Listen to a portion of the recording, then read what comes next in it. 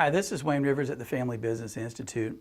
As always, thanks for tuning in, and we'd like to have your comments and thoughts below. What other topics about family businesses might we bring up that would interest you? This week I want to talk about a coaching program that I was in years ago called the Strategic Coach. It's the brainchild of a brilliant man named Dan Sullivan.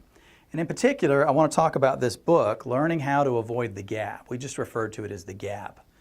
It's only 30 pages long, and I'm sure you can find it on Amazon.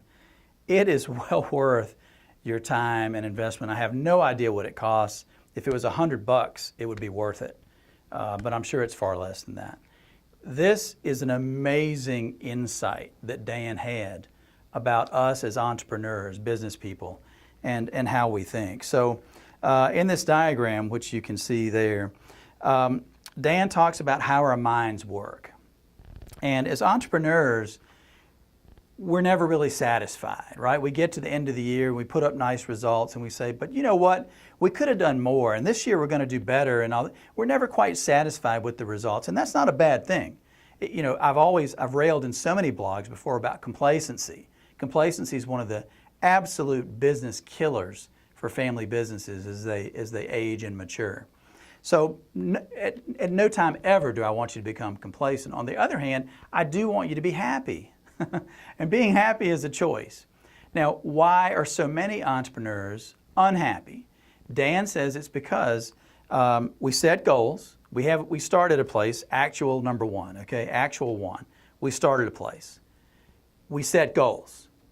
We hit the goals, or we don't. But no matter what, you end up at actual two. You end up at some point at the end of the year or the end of the decade, which is an improvement over where you started in actual one, okay? But Dan says we've got this built-in problem in our entrepreneurial brains, and that's the gap. The gap is not actual two, it's not reality. The gap is ideal, this horizon, this never ever reachable goal that woulda, shoulda, coulda, what if, maybe we could have done that. Dan's point is this: you can choose to be happy and positive about your accomplishments, or you can make yourself miserable by always focusing on what might have been. One of the exercises that Dan teaches and that we do every week here at the Family Business Institute is we spend a few minutes each week talking about the positive focus.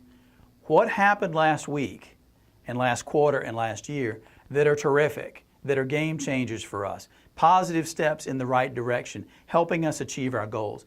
We don't spend too much time focusing on what didn't happen, what fell through the cracks, what customer was dissatisfied with us.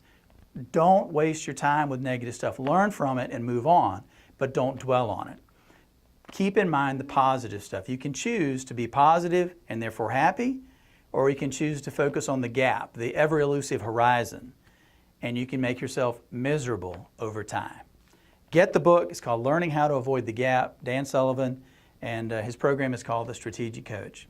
Thanks so much. Spend more time focusing on your positives and not living in the gap. This is Wayne Rivers at the Family Business Institute. Thank you.